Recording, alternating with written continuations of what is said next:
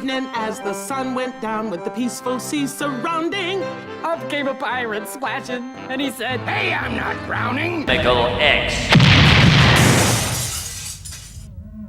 Thus, the Powerpuff Girls were born! Using their ultra superpowers, Blossom, Bubbles, and Buttercup have dedicated their lives to fighting crime and the forces of evil! John McIntyre is a director. He is an animator. Yes, sir. Thank you. Commercial break. Here it is. He is a director, writer, producer. The man has directed for hit TV shows for studios like Cartoon Network. I mean, Walt Disney Animation TV Animation, DreamWorks. You guys might have seen some of his TV shows. He directed shows like what, Dexter's Labratory, the Misadventures of Flapjack.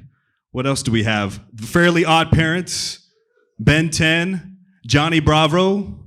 Who knows Johnny Bravo? Hey, pretty mama. Yeah.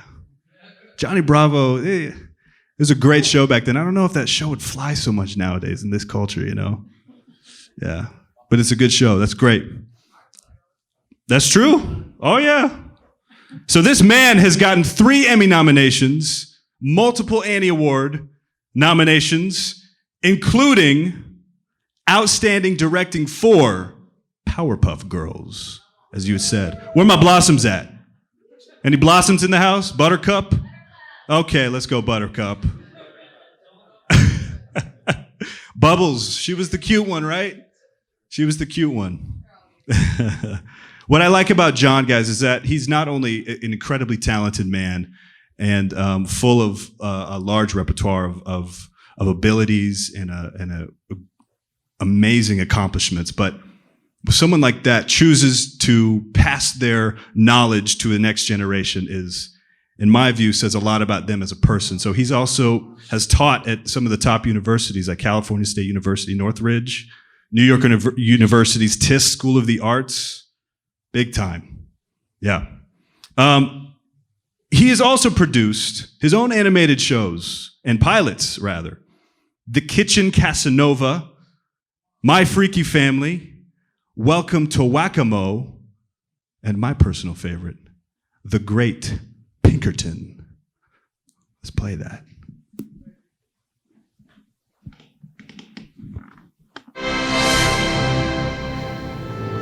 Phineas T. Pinkerton is a composer and conductor of classical music. He is by far the most brilliant and gifted musical mind of our time. As the director of the National Conservatory of Music, Pinkerton has composed some of the most beautiful symphonies the human ear has ever heard.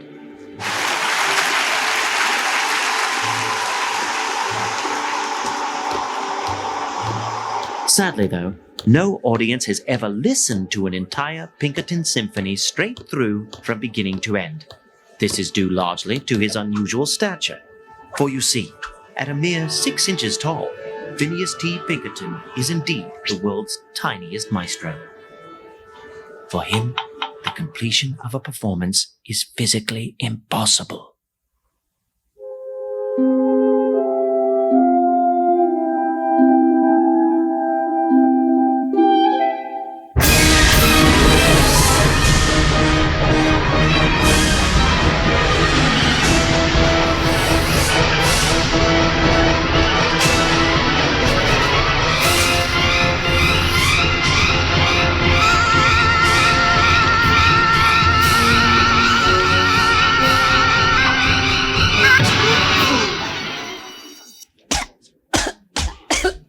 Once again, an audience is denied Pinkerton's greatness.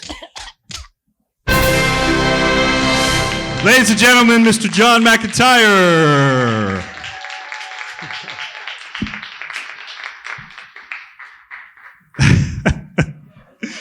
Oh my goodness. I didn't know how to come up here. Well, Leighton, thank you. Here's your mic. Yes, sir. Introduction. So that people can hear you in the back. Thank you for that introduction, Leighton. Yes, sir. Thanks. Glad you're here. Well, how did that I'm glad I'm happen? here. How did the great Pinkerton, how did he come about? Well, that came out of, well, at the time I was working at Cartoon Network, and I wasn't animating much. And I just was dying to, at the core of it for me is just dying to draw and animate. And at the time, I worked out a relationship with this animation studio we were working with, a deal sort of whereby if I could sell a show and they would help me out and do the mini pilot, I would certainly have them on as the main production house to do it. And it was great. They did a lot of the work. I animated most of it, and then sent it overseas to them, which is kind of typical. Yeah. A lot of the animation is done at various studios in different places, and they did the art, the color, put it all together, and then I did post production here, and had it done. Oh. And it was an idea I was kicking around for a while. I wanted to do something funny with a tiny maestro, which to my mind could open to all sorts of stories and jokes. Right. The obvious ones being about being stepped on and crushed by your own music, or just blown away, and the various ways he would try to defend himself. Right. But he could not help him. It would always be something that he couldn't help himself but to write the biggest symphony. It's like at some point you would realize like he wouldn't make such big music. He would try to make something that he could actually get through, but he keeps coming back. Right. Perhaps, and as the audience would always be like, oh, why is he involving the brass? Why couldn't it just be 2 violins? No, he's got to go big, and somehow it would be a disaster. But and then if I imagined it as a series, he would be like a marching band conductor or leader, and that would lend itself to being stomped on rainy days by dozens of marching trombones and tuba players, and further disasters that way. Right. So it's kind of a Wile E. Coyote thing. I got you. There's always one thing that's going to happen to him. Right. It's to be crushed by the end. So this was a pilot episode, correct? Well, it was sort of a short film with a higher intention. Okay. It was 2 minutes, but I wanted to create something that I could at least explain on a larger scale to studio executives or the development departments if they were interested, trying to drum up the interest of my vision of it as a larger project. Nobody saw it that way, or they felt like it was. Well, in this case, it is a one joke thing, right? But so the struggle would be to expand it, or at least use it as a interstitial between episodes of another series. Yeah. And that would be definitely something viable. I don't think they were doing it at the time at Cartoon Network, so it didn't happen. But I was delighted to do a short film. I mean, in the end, I just wanted something funny. This is hilarious. You did that, for sure. Well, thanks. When you put your heart and soul into something, right, and you have expectations, you have an excitement about it, but it doesn't quite pan out. You had these executives kind of look at you sideways, going, "I don't really see what you see." How do you take that? How was your response?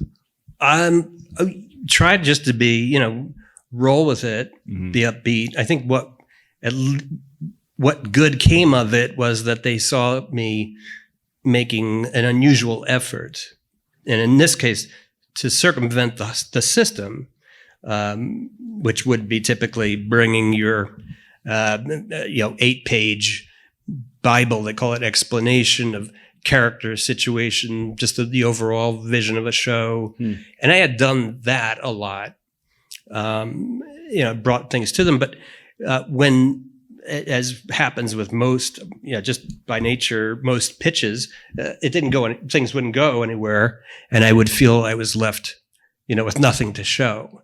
So this time I thought, at this point, why don't I just make some short films that I enjoy looking at, Yeah. or that I can show people? Right. And I think they would pitch themselves better than I do, because I was getting tired of hearing myself talk and hearing myself, want or pitch or be face to face and reading body language.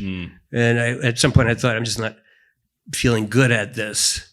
And I may have been fine, but I just felt like I'd rather not tell you about this cartoon. Yeah.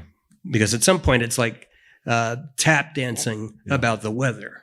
There's a disconnect there. So why not just show a short film? And then this and a couple of others I did around that time. And one did get to be a pilot or get chosen as a pilot. So nice, greenlit. Yeah. I mean, you have such an extensive body of work, and it's crazy because growing up, I mean, I watched all those TV shows, and his name would pop up on my screen. So it's crazy that you're on stage here with me right now. I kind of feel like a little schoolyard boy. So do I. How did you get into this? How did animation, your career, how did it start? Well, I would say even before career, it certainly started as a hobby.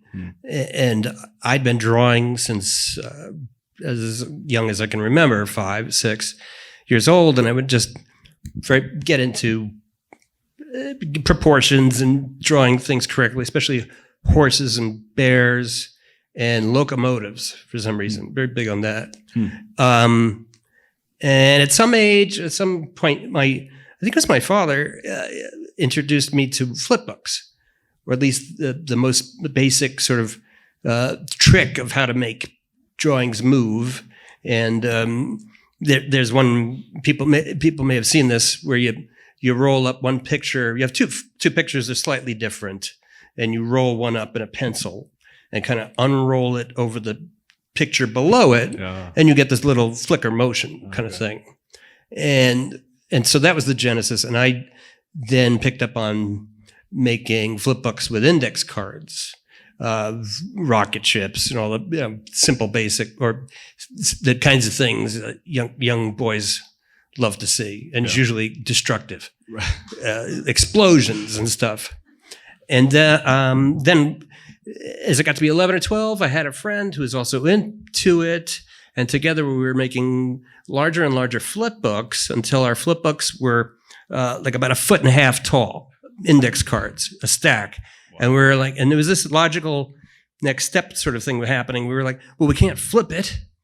Or when we flip it for people, we have to flip 10 of these. Go through them. So we inadvertently reinvented animation, or at least we thought, why don't we put each of these index drawings on a table and in a position with a camera over it, and then we'll take a picture, because I had a camera, my folks did, that took a picture at a time, and then take a couple of pictures of every card, and that way we won't have to flip it. We can just show the movie of the cartoon. And then later we realized that is exactly how it's done. So out of necessity. And then I just had the bug. I couldn't resist making as many films as we could. We would seem to churn out a 3 or 4 minute movie every 6 months, the two of us. Wow. And it was fun. And then the real hook for us was we were entering it in this local New Jersey Young Filmmakers Festival, and they would take submissions from all over the state, but we won, and then we kept winning year after year. We got one of our films would win a first or second place thing, and it was the hugest kick for us. Yeah, I mean, there was a moment we were wondering, do nobody else submit to this festival? But there were submissions, and we did really well. So and that naturally led to, could this be a career? And the real leap was to go to film school. I went to NYU you did go to NYU. I went to NYU for animation and live action, and then settled into animation completely. Yeah. But at that time, animation was sort of not in a good period. It wasn't certainly not in its heyday. And it even looked like, is there an animation industry out there? It wasn't certain. And I remember graduates leaving and then coming back like zombies to NYU going, is there some teaching work we can do? That kind of thing. And the professor's like, get back out there. Keep trying. Yeah. But that was daunting. Wow. But then I got lucky. I got into it just as this resurgence was beginning. And what resurgence are you referring to? Well, after this, this is the early '90s. After Roger Rabbit came out, and then Disney's Little Mermaid, and there was suddenly an audience again, and there was suddenly excellent animation being done. This really drove the industry in so many ways. Meanwhile, on television, The Simpsons was starting its first seasons, and suddenly people were watching animation like never before, and boundaries were being broken. It wasn't necessarily kids' fare anymore. It was, features again would keep adults and kids entertained, and all of those sort of breakthroughs were bringing on a lot of work for people getting started. So it was a good time. The 90s to me, as far as cartoons, it seemed like that was like the golden era of cartoons. We spoke briefly about this, but I'm not an expert on cartoons in this day and age. But from what I've observed, it seems like what's been, I guess the biggest difference would be what the themes are. You have 90s cartoons, like Batman animated series for me was my favorite. And Dexter's Laboratory was another favorite. But there were several episodes that explored some deeper kind of humanistic qualities, right? Some lessons about honesty and being present with people, obedience with parents, and that kind of thing. There seemed to be more of an intention, if you will, with the writing of cartoons. Would you agree? And do you see a difference in where it is today? Yeah, well, certainly there was more social, or at least I would say specifically in Powerpuff, social consciousness being infused into it. I mean, it was good versus evil, but there's also episodes about telling the truth, episodes about being cruel inadvertently for popularity's sake or whatever, and then lessons being learned. If you remember the show, the way it worked, but it was not sort of explained, or not, the lesson wouldn't just be narrated to the girls. It would be learned through experience, through events, and the girls would make discoveries among themselves because, because each, as adventurous as they were, each had very clear flaws or inhibitions, and these would get them into trouble. So we kind of smuggled in, some forms of social awareness or themes that were true to kids or any kids. Yeah. In spite of it, outwardly, it's a maximum adventure series where they're fighting one of 5 or 6 villains, but really as well as underneath, important themes are being pushed. Right. So, in that case, yeah. Do you think that's kind of been lost or changed for where cartoons are today, or is it just No, I think there's a lot more. There's, with the opening of venues and medium, there's all kinds of animation, and certainly there's a lot made that has no moral import. nothing as much to add, perhaps, but are just plain straight entertainment, as well as adult-themed animation stuff. For instance, Adult Swim. The show is being done at Fox, which I think is a plus because they've certainly broken the barrier into a whole new audience, an adult audience that back in the 80s would never think to watch an animated cartoon or series, except maybe nostalgia-wise Bugs Bunny. So yeah, yeah, I got you. So talk to me about style. Like each network seems to have their own unique style of cartooning. Even, every one of their shows, even Pinkerton, I can see a little bit of Dexter's Labratory just in the overall style, the design of the characters, their movement. How does that develop? Well, I'll say visually, the style that's like later in this trend, but at Cartoon Network, this sort of graphic style really took hold in the 90s. And it was sort of harkened back to a lot of the animation that was done in the 50s.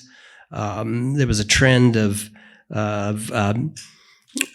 simplifying characters and the animation sort of to reflect the art forms that were going on. It was more expressionist, for instance. I don't know, there are animations I could mention: Gerald McBoing Boing, Mr. Magoo, and stuff that was, I would say, less fully animated, but had a lot of visual import and was cheaper to make. What do you mean by visual import? Oh, they would have more abstract, let's say, backgrounds, abstraction in moments where characters could perhaps smear across the screen.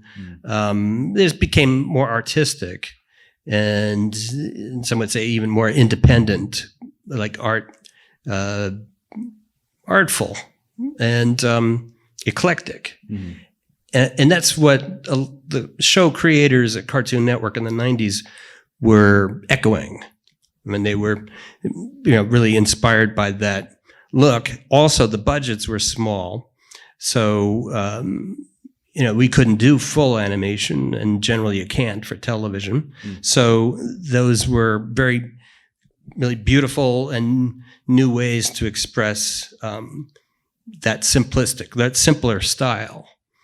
And some would call it, and there are, of course, certainly examples of it being limited animation, where it's the kind of thing where the body is frozen and the head's doing the talking, and you can almost see the line where they separate, say, in the Flintstones, with the later Flintstones. But that was the downside of this sort of style of economizing on drawings, making far fewer drawings, so that because the schedule and the budget wouldn't allow for full. So you really see that change in the late 50s when the best of the studio animation that was being made, Tom and Jerry, the Looney Tunes characters, Disney Mickey Mouse's, really kind of suddenly stopped. And features continued, but even the best kind of features were starting to peter out. That kind of animation was extremely expensive. And to do it on television was prohibitive. It was pretty much impossible. So new ways had to be found to do it simply. Wow. But hopefully not to make it look like it's just garbage. Trying to find work in this business. If I am an animator and I approach Cartoon Network, I have to prove that I have proficiency in the style, correct? Well, not in any specific Cartoon Network style, but perhaps a portfolio of work that they can see will lend itself, or that you can adapt to a style or one or the other shows that we're doing. But for a new animator or anyone getting into animation, I think versatility is important to be able to demonstrate maybe a personal style, or just kind of creativity, but with the economy of drawing and yet draftsmanship that that expresses someone that's got a lot of talent. I got you. So often people bring in portfolios with a lot of live, working from models anatomically correct. It's important to show some of that, but it's not the most important thing. But and your enthusiasm and your just interest in the art form work goes a long way. Yeah. And it helps if you make your own films, I think. Oh, that's good. That's good. If you show. Especially now, I mean, where technology is, you should be making your own stuff. You have the capability to do it. Yeah, well, it's easier and easier to do it on your own. The technology is a lot more accessible. The softwares that are open source for animating now, and a lot of softwares are making animation part of the overall program. Even Photoshop has a timeline where you can animate right there and use all of the tools. And draw sequential drawings and make it work that way. So, there's a lot more that you can do, and you can record your own, voices, friends, sound effects, and if you had, if people that have Premiere Pro can edit and add a lot there, and there's a huge proliferation of schools and classes, not just at universities, that will teach these programs. Right. Do you think it's valuable for animators to still have a proficiency in textile drawing with your hands, pen and paper, pencil and paper, versus only on the computer? Well, yeah, I think that's important, especially to demonstrate that draftsmanship and an appreciation of say the principles of animation, how to make characters move, but they don't necessarily have to do it on paper traditionally. I mean, certainly they can, if they have a Cintiq or which is a drawing tablet digitally, where you can digitally draw right on the screen. Anything that can express drawings that are moving, and you have some form of onion skinning, which is some way to see through the drawings and be able to. Onion skinning? Onion skinning is generally the technique, or generally the term used for digital animation, whereby you can have your drawing and you can see through, say, 4 drawings that are transparent. It lays the images on top of each other, and that's really the necessary part of animating, so that if you've got and I could demonstrate, but if you've got a face or a character, the next drawing you draw on the next piece of paper or on the next cell is slightly different. I see. And then, just like any film, they move over time, but you need to be able to trace, or at least see what you're moving from. I see. But one thing I noticed, that fewer people that get into animation are animators or have ever animated. And that's a big change from when I started. What do you mean? A lot of people are getting into animation from different disciplines, but they're looking for work, and they kind of move into animation from comics, from illustration.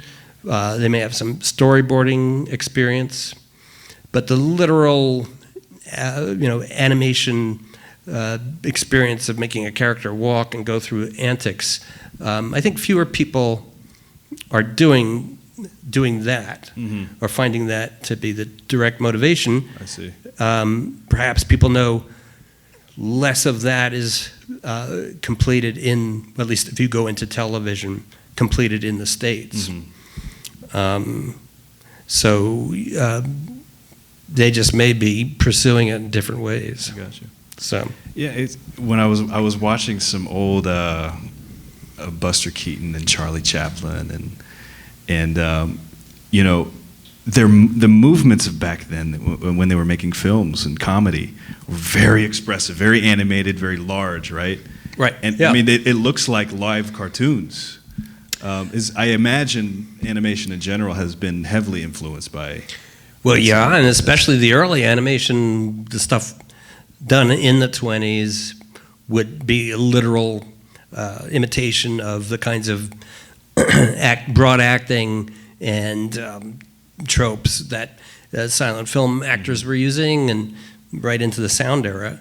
I mean, that came out of necessity, of course, because they couldn't be heard, so they were, expressing in so many different pantomime ways, sometimes literal, with hand gestures, or, but the body, the physicality was far more important for silent film actors, and the way they, stood, and especially the way I say so many silent film actors would have a walk specific to them, so that it emoted already without speech who they were, what their attitude was. Wow.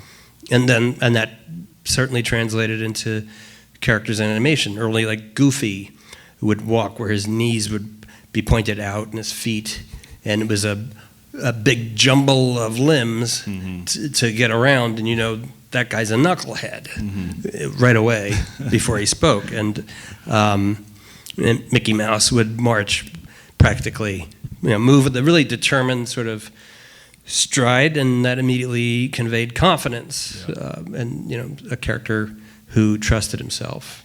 Nice. So these and I love that age of pantomiming, and I think it's we still see it today in different characters. Certainly, Mr. Bean comes from that tradition. Yeah. You see it in circus. You see it Cirque du Soleil. I'm a big fan of Jacques Tati, who is a French comic, made feature films in the 50s and 60s, and he is very specific observational sort of humor about modern life and things. I would recommend seeing films of his. Playtime, for instance, is wonderful. So, I want to talk about your directing. How did you get your first directing job in the TV show? The first time I directed was, it would be on, I think, Rocco's Modern Life. Okay. Or at least what we did at that point with that show, we worked in teams, and it was a storyboarding job where my partner and I, we would be given a show that would be a treatment, say 3 or 4 pages of just story description, and from that we'd break out the dialogue. We were writing it in a sense, and dividing the episode in 2, and working to our strengths, with scenes that we felt most equipped or most interested in pulling off, and that was I would say, I don't even remember if we used the term directing on that, but I think Johnny Bravo I'd consider the first thing I was really directing on, because I imagine you'd been working on the show for a while before you got offered the directing. Well, I'd been at, that was for Hanna-Barbera, and I'd been there for a year doing a pilot. And they had just had this series, this program called What a Cartoon, where they were looking for, I think it was 48 new, just animated shorts by people who had good ideas, people who had a storyboard and pitch that they liked, and it was a really big rush for people to get, one of those spots. And out of that came a lot of of Cartoon Network's first series. A lot of their best stuff. Wow. Dexter's Lab was a short. Powerpuff Girls was a short, and Johnny Bravo, Cow and Chicken came out of that, and I think there was another one or two, and a very formative version, early version of Family Guy was one of them as well. Seth MacFarlane came in, I think it was the last of the group to get their short picked, and what was it? I think it was called Life with Larry, and it feels more like a Hanna-Barbera influenced cartoon, or more like silly and for kids, and yet you can hear Peter and you can hear Brian and you can hear the genesis of what took off later. Right. But it certainly wouldn't have been a Hanna-Barbera cartoon for kids. But but there were a handful. A lot of shows came out of that, and from that experience, and making my pilot. That pilot I'd made was The Kitchen Casanova. I was already friends with Gendy Tartakovsky, who had created Dexter's Lab, and I was previous to that, I was brought on to Bravo for a year and directed a bunch of shorts, episodes for that, and that was fun.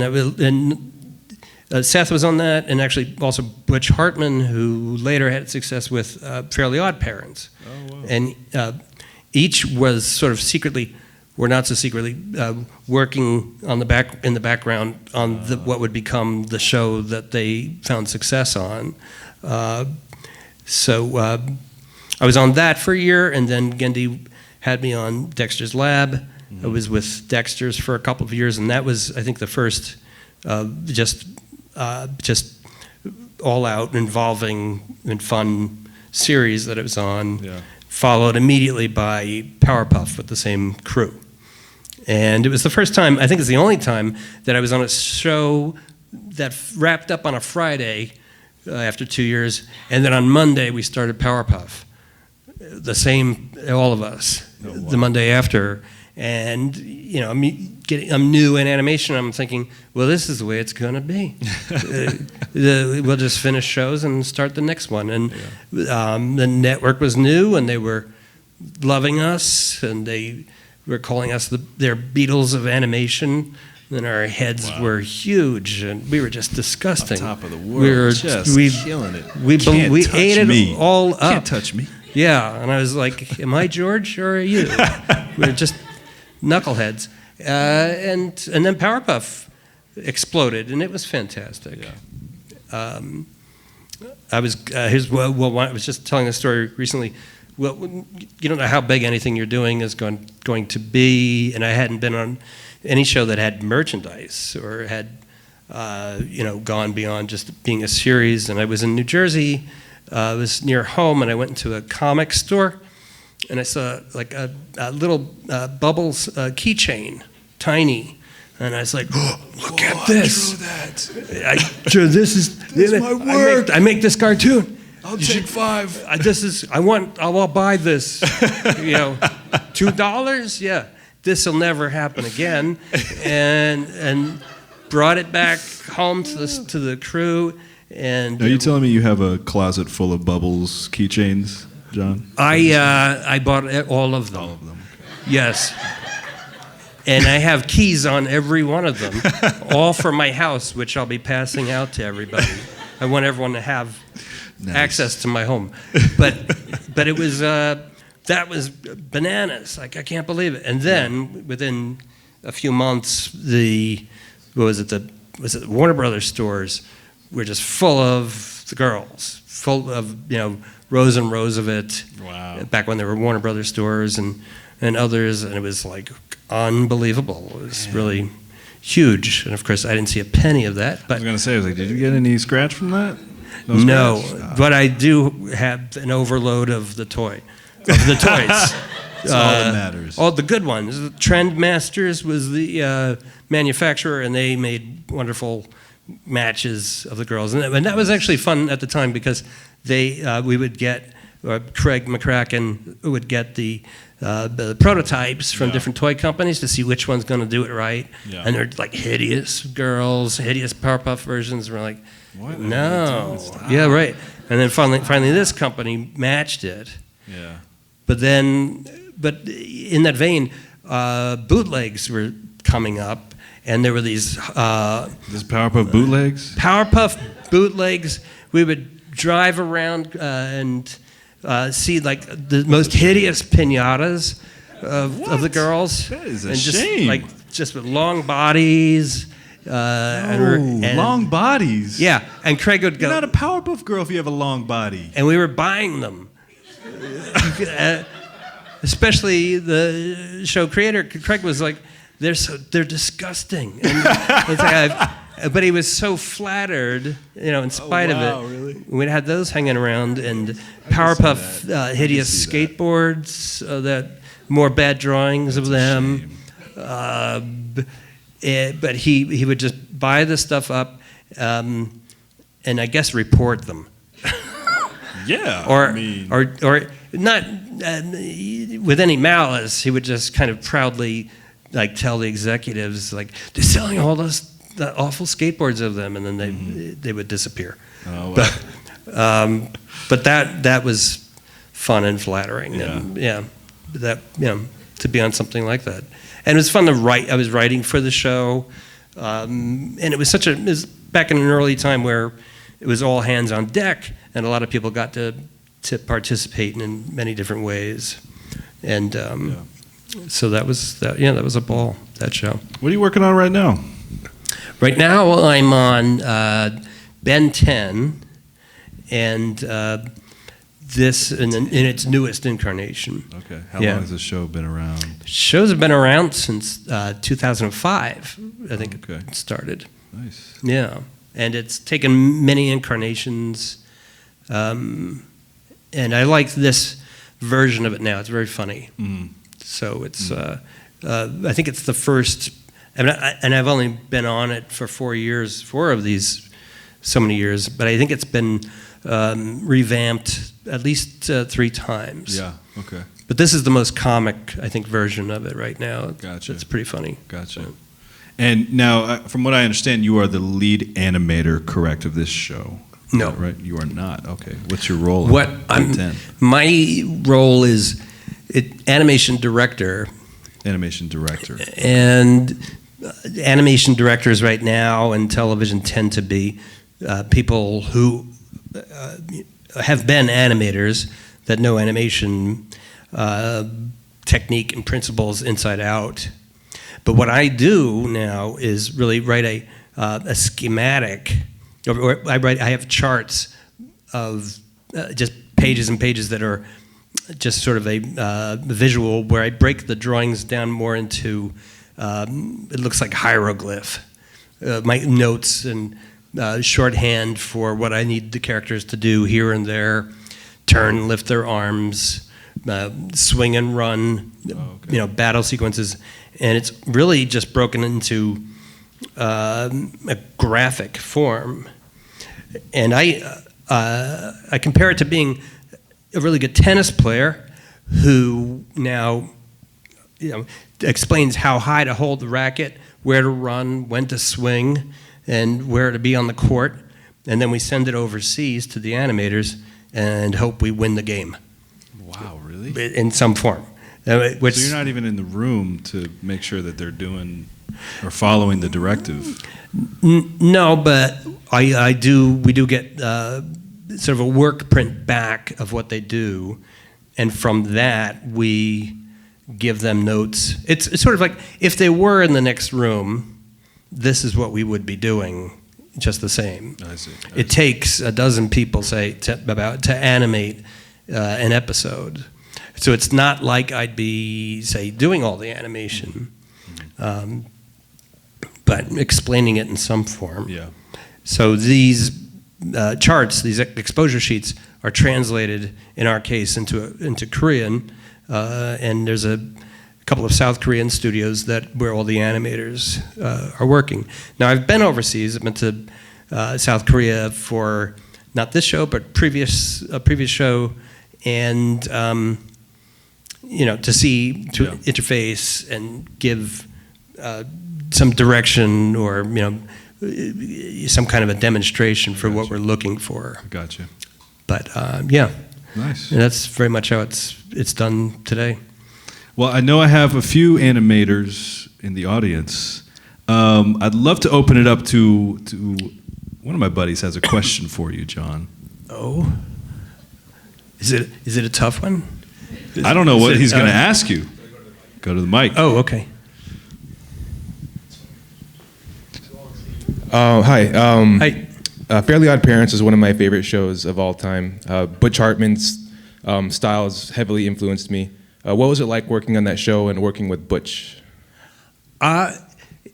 It was fun to work on that show, fun working with Butch. I've known Butch for a long time, since Johnny Bravo.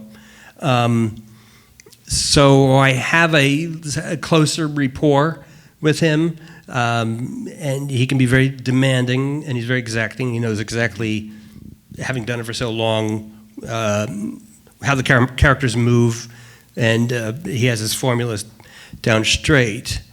I would say, interestingly, a lot of people were intimidated by him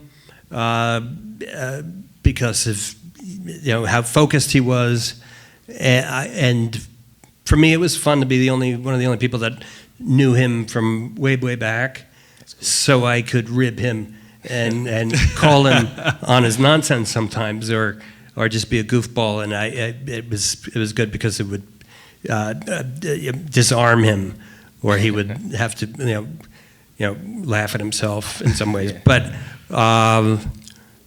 it was it was a fun show, and I loved working at Nickelodeon. Awesome. It was great to work there.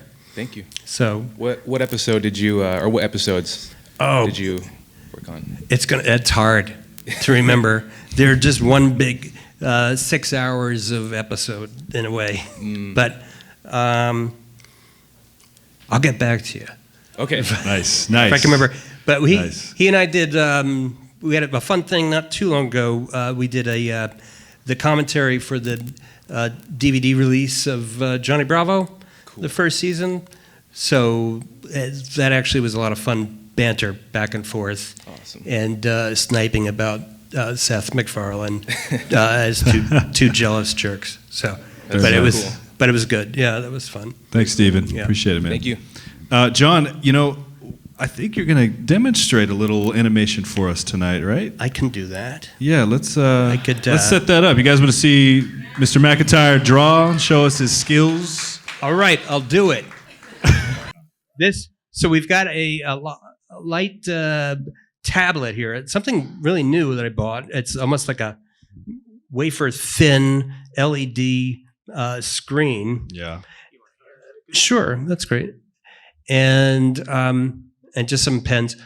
I was just going to do perhaps some rough of a walk cycle to try to just demonstrate how we, a simple character moving and walking. These are not the materials that anybody uses in animation anymore. Sharpie pens. Right. Computer looks nothing like this. I just love this piece, this board. If I'm ever doing anything like traditional animation, for years I've had like a wedge, which is like a light box and in fact I built one when I was a kid, but they're large and you've seen them, and it just struck me, gee, there must be something out there, mobile, something I can just carry around. Sure enough, here I found it, and it's bright enough to see through 3 or 4 pieces of paper. Nice. So this, and it has a USB power hookup. Oh, there it is. You guys see that? See, we're hooking y'all up tonight. Can you feel the love? Here, I'll demonstrate what light is like for you. It's this simple, and you press this button, it gets very bright. Ooh. If you'd like to dim it, if you don't need it that bright, it goes down. But generally, I find you need it pretty bright to see through. a lot of pages. And it's small. We ready? Cool. I think so. All right, John. We'll just Have at it, my friend. line me up under this under the camera. Oops. I'm going to give you the stage, my friend.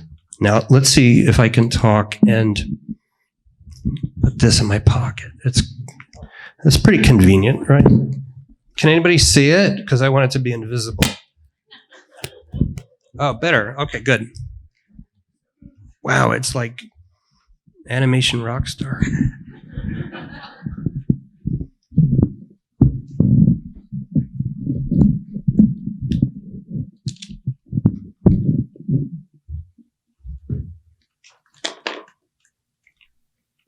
All right, bear with me because it's on the spot drawing, and it could be horrible. I don't know.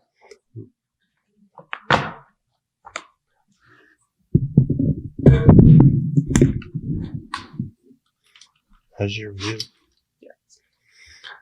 All right, so I thought I'll show just for the to demonstrate sequential drawings, but also to do what is one of the hardest things to do for an animator, especially new animators, is to animate a character walking.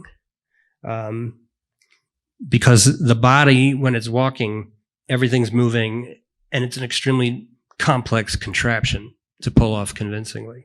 So what I'm going to do is start with a character with just legs and wait on the arms. So.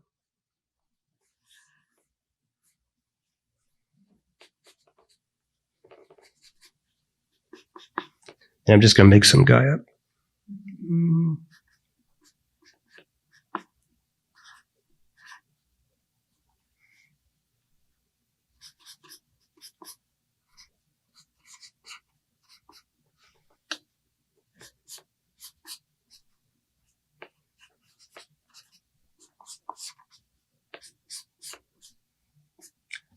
So this would be considered a key drawing. And it's the contact point in a step. To differentiate these two legs, I think you've probably seen this done, darken the distant leg further away. So then the animator would grab the second piece of paper, and I'm going to do a breakdown drawing, which is the leg crossing point. And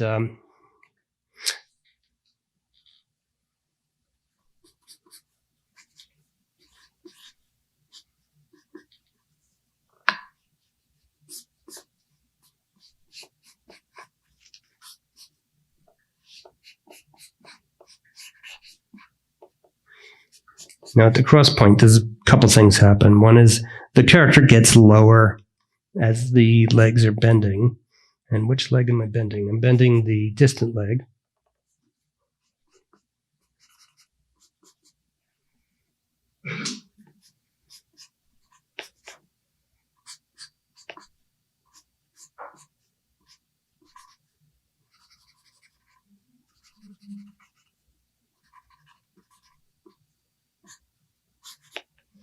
Well, get ready. It's not going to be beautiful. But that cross point is tends to be an important drawing to draw for the low point. And it's also, obviously, he's a character that's walking in place. I'll draw what in the walk would be the last pose in a cycle, say, of walking, which would be, in this case, the leg near us to be in the front position. And when we do a walk cycle, we try to vary it so that we don't I could just trace that first drawing, but to give naturalness and interest to a character, you want him to sort of step slightly different for each step. In fact, if he had a limp, and I won't try that, the cross step would be absolutely different. It would be a real drop, and then back to a normal step, drop, normal step. But I'm going to try to keep it simple for me. So let's see.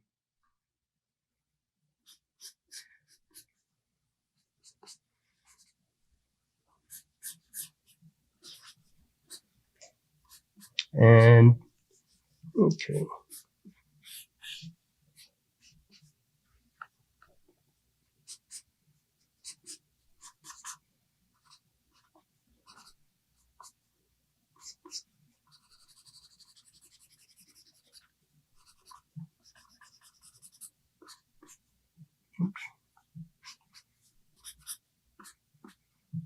All right. And what may be more interesting is a breakdown drawing. That would be something right between, say, these two. And one thing that makes a walk interesting is when a character like if we were to watch ourselves frame by frame walking, each step we sort of slow into it or speed up into it and then slow down out of it. And it's barely noticeable. But when you do that in a drawing, in a series of drawings, you could feel the naturalness about it. So say, I'm gonna,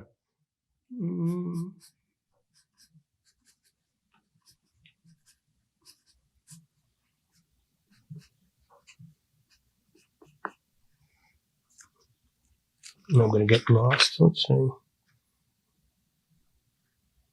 Okay.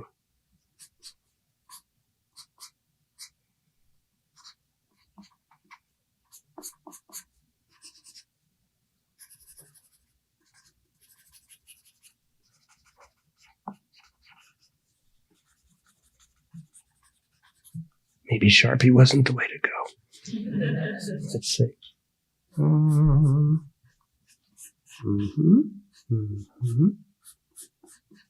So what I've got, and I haven't looked through the camera, I don't know what you're seeing, but the back leg, say, at this point, is just breaking, which means bending. That's the dark leg, and sliding back as the closer leg breaks and starts to move forward. And a walk cycle, for us walking, is a constant. We're constantly keeping ourselves from falling. That's what a walk is. Every time you take a step, you don't even realize it, but you're trusting that your leg will get in the right place before you fall down. Of course, when you take your first steps as a baby, that's what you're thinking. But that is a subconscious occurrence, and it's constant. So we do all sorts of balance, alternate balancing to keep ourselves up. And one of the things unconsciously that we do, and I can get into arms for this, is swing our arms in the opposite direction as we take a step. So as this leg, say that's the right leg, is swinging forward, the opposite arm, the left arm, is in the middle of a backswing, which helps us balance ourselves.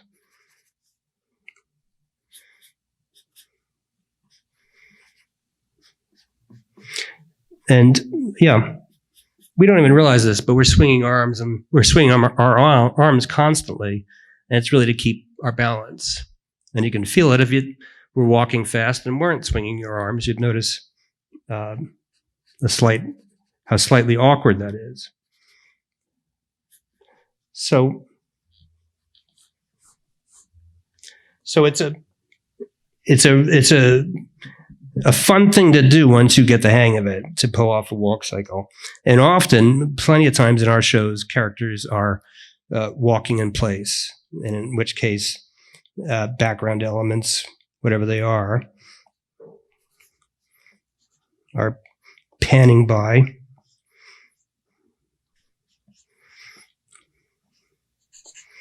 In that case, right here is a melting car. So, and let me see. The last thing.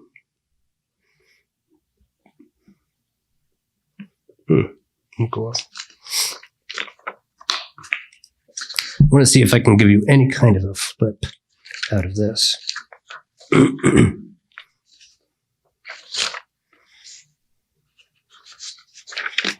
Probably out of focus here. Yeah, these guys are 7. I only wish I could do this at 7. But yeah, no red crayons left after that weekend. That was it. Here's a flip I made by pulling stills from the. This is how not to do it. That's why I wanted to show you this. Passing this out to some of the crew. But we got a distant leg. There we go. Distant leg bending, and then in between to it. Hits the pool, crash, water out, comes up, and looks like he's lost his bathing suit. Oh, maybe I should do my fingers. There it is.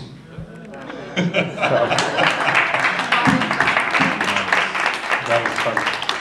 Thank you, John, so There you go. much. So Oh, start if to you ever want to see. build your own Empire State Building, Bing, bing, bing. here you go. Some motion. Now I also brought flip books. I Whoa. think I've got a good walk on them. The Empire State Building. Are those actual photos? Well, that's Actual photos. yeah, sort of. The building of it. Empire State Building, 13 months. Thank you. Thank you so much. And we've got bridges that take 8 years. Sure. In fact, that green case Sure. right there, or the big Sure, flips. certainly. Come on up And if you flip what I've got. Here, I've got a gift for you. focusing, Oh, you should get this. oh, okay. I know you love Batman. So what should have my Batman flip? One of the keychains. So You can drill a hole in that and use it for your keys. over the years, I've been lucky, John, will especially you at autograph my NYU, Batman to flip book? get my hands on some old That's okay, but I still want your autograph. animation flips. I'll do it. I'll In this autograph case, I have everything that's got Bugs Bunny. I think it's from 1948. Thank you, John. Thank you. Thanks a lot. All right, guys. Thanks for coming. Remember, please sign This up is the at little back. dance. Well, 47 We'd actually love to might hear be more from you. might Keep look you in the familiar. loop and what we're doing And it's here at animated Studio by One. one Follow of the us best on Instagram, animators at the Facebook, Warner's at that all time, that jazz. You Virgil guys know the Ross. drill. But thanks for coming. This is a Bugs doing a dance from like the 1890s. If you got this is a, yeah, this is a copy. Yeah, it shatters in my hand. Sorry, everybody. So.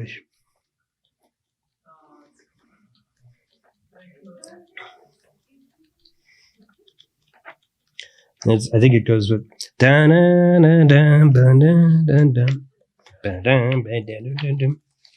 what I love looking at this is just how he's maintaining the form of the body, the volume, and squashing it really appealingly. And he's doing like 8 things at once with the hands swaying forward, the feet staying in step, and he's singing as well. And he loses his hat and manages to time it so he can, here we go, reach up and grab it.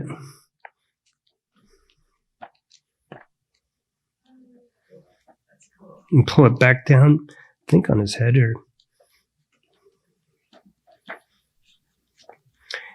And one principle he really sticks with is arcs. Everything is arcing. The hands are flowing, arcing. He's arcing down when he grabs his hat. It's in an arc. And that's really pretty beautiful. This is a Bugs in Yosemite Sam. And, oh, thanks. That helps. That's good. Yosemite is... Oh, is it? Like, okay. Yosemite is spinning his head. And this is one example of something I love that they did. They would draw multiple images of the same character, and there's like 8 noses and mouths. But when it moves, they try to recreate what film does. When you move very quickly in a motion picture film, the frames get all blurry. So Sam is all out of control, blustering, spinning around. He's just been hit, I think. Then he gets into a march and yells. And I wish the dialogue was written here, but it's not. But he shouts something and pulls. Why you? I oughta. Comes marching towards Bugs. And on this next level, Bugs Bunny now, meanwhile, has been talking to him and being extremely smug and pulls up his glove. This is what happens, slaps Yosemite across the face. So when these two are animated, they're animated on cells which are transparent celluloid sheets so that you can see through them and you can see both characters at once. But I just love this, how quickly it takes to slap him. We lift that. Whoops. There's just a, oh yeah. Trying to find that moment. See, that is done, and there's a multi-image blur. And you don't actually see the frame moment where he hits him.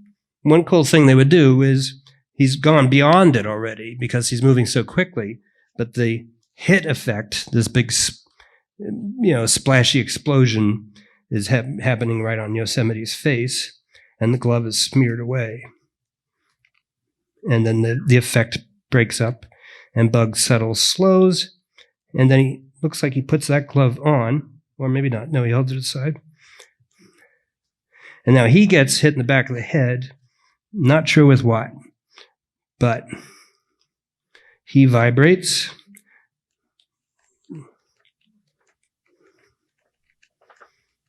Throws his glove and turns into exit.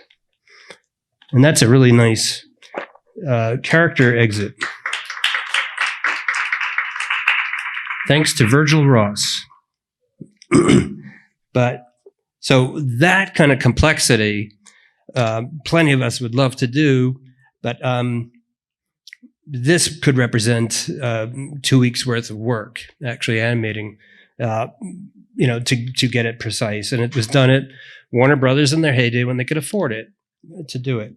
And I just dream of doing it. Yeah, you good? Thank you, John. Sure. Thank you. Round of applause for our guests, folks. Thank you. I have so much more respect after watching that. It's like every single movement is. Yeah. It's pretty wild. Can I quickly show you? Please. Yeah. Ooh, yeah. More. There's more. Just kidding. Have a seat. How could I leave without showing off my own stuff? So this is the animation I did for Pinkerton we saw earlier. And it's got, I think a lot of the elements I said, it probably won't flip that well, but I'm going to do my best.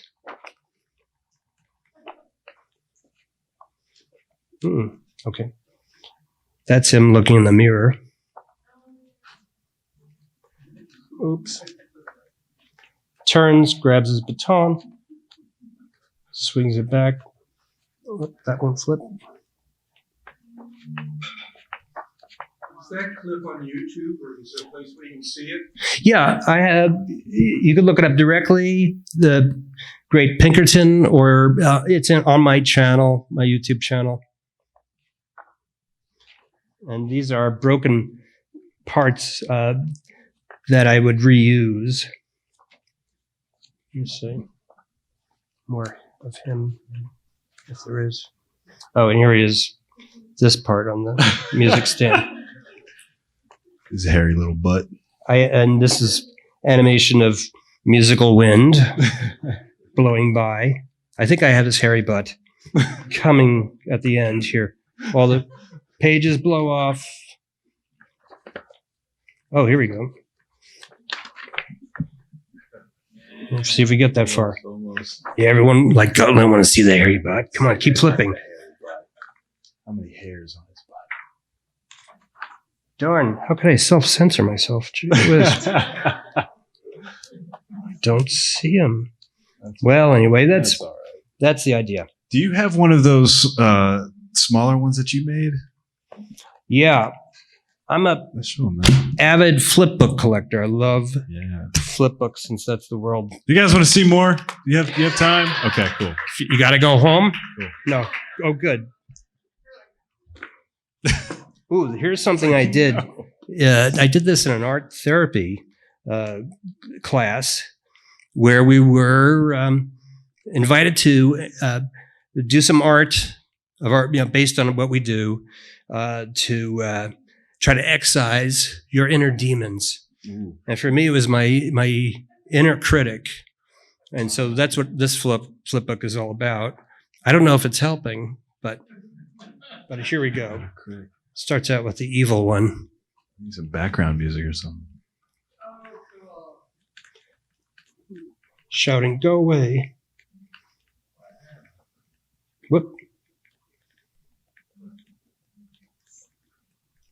Ooh. Poof.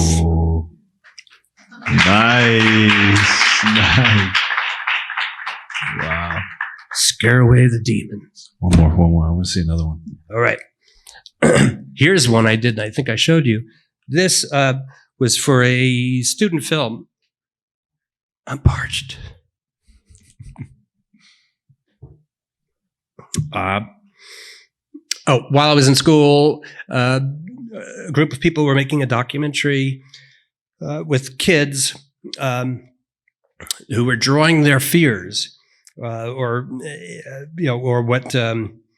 I guess I forget what the overall theme was, but what the fears in the world. And I think there were 7-year-olds, drew an enormous mural of war scenes, and clearly they were having a ball because it was just planes and ships and parachuting and all forms of war. It was a huge mural. They gave me the mural and asked if I would animate it or use sections of it for animation. And then I was like a 7-year-old, and I had a ball. So this is what I distilled from that mural.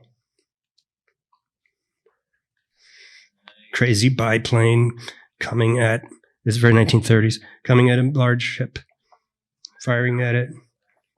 Wow. I was trying to draw like 7-year-olds. And I saw this. This is the most disturbing part. Guys parachuting down, but still firing their machine guns at each other until they're hit by the plane. So nice! Wow. You were 7 years old? No, I was imitating a 7-year-old. Okay, I got you. Yeah, these guys were 7. Wow. I only wished I could do this at 7, but no red crayons left after that weekend. That was it. Here's a flip I made by pulling stills from Fairly Odd Parents, and I was passing this out to some of the crew. Timmy coming down, lightning speed, hits the pool, crash, water out, comes up, and looks like he's lost his bathing suit. She freaks. There it is. So very nice. That was fun. Thank you, John, so much. Go. Oh, if you ever want to build your own Empire State Building, here you go.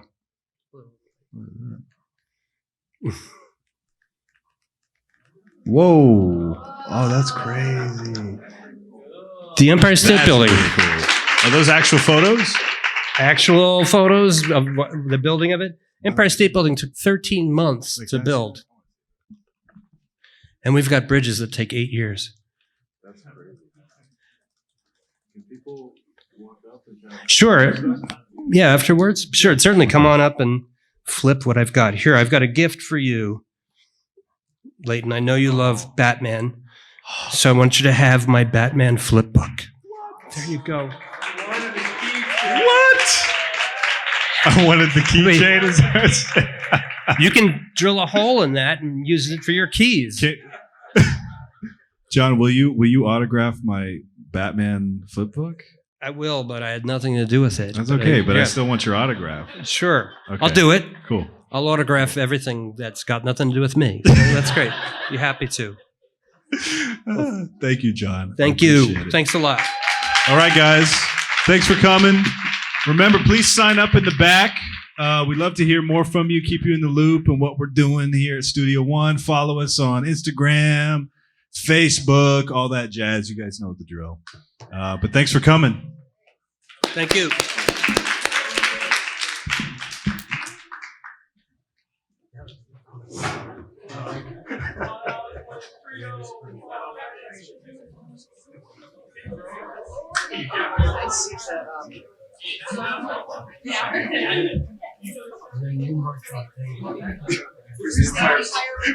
Where's the Empire State Building?